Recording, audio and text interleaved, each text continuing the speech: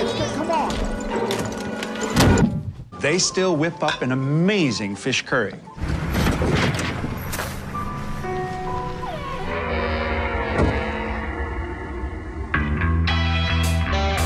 Advertisers on the Super Bowl can get in real trouble if they go after three things, right? The first thing is animals. You do not want to be mean to animals on the Super Bowl.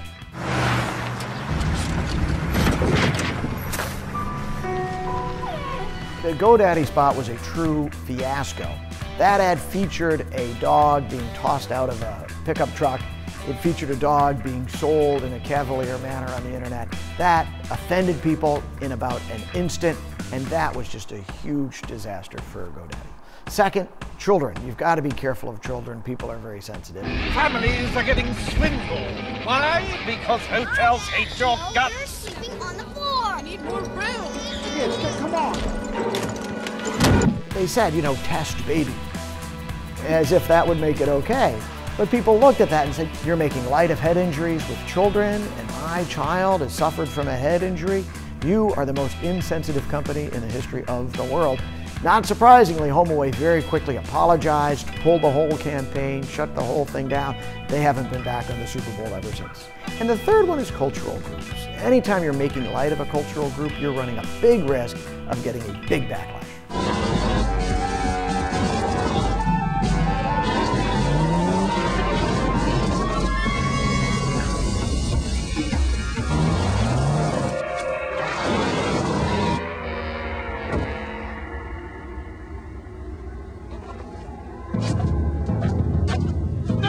Just for Feet was an extraordinary piece of advertising. That was one that really highlighted these racial differences in a way that was so callous and thoughtless. That's one, again, you look at it and wonder how anyone could have approved that ad.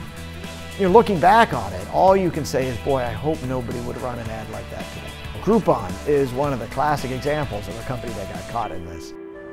Mountainous Tibet, one of the most beautiful places in the world. The people of Tibet are in trouble. Their very culture is in jeopardy. But they still whip up an amazing fish curry. Not surprisingly, that ad led to a huge backlash and was an enormous disaster for Groupon. Not only did it not work very well, it became a bit of an embarrassment, and they became a poster child for insensitive advertising and really insensitive senior executives. A lot of what makes a great Super Bowl ad are the same things that make any piece of communication effective.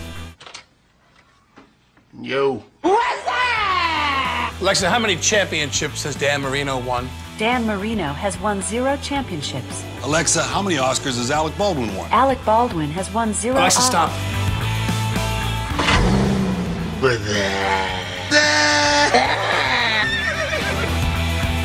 I will sack this man so hard for you. No, you won't. Gentlemen, we have over 100 million people watching us right now.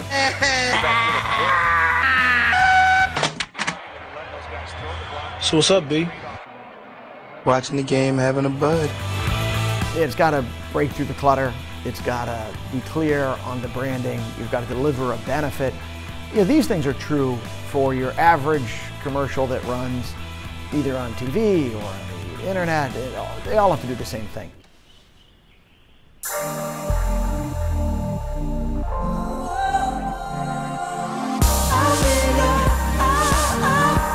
Sarah?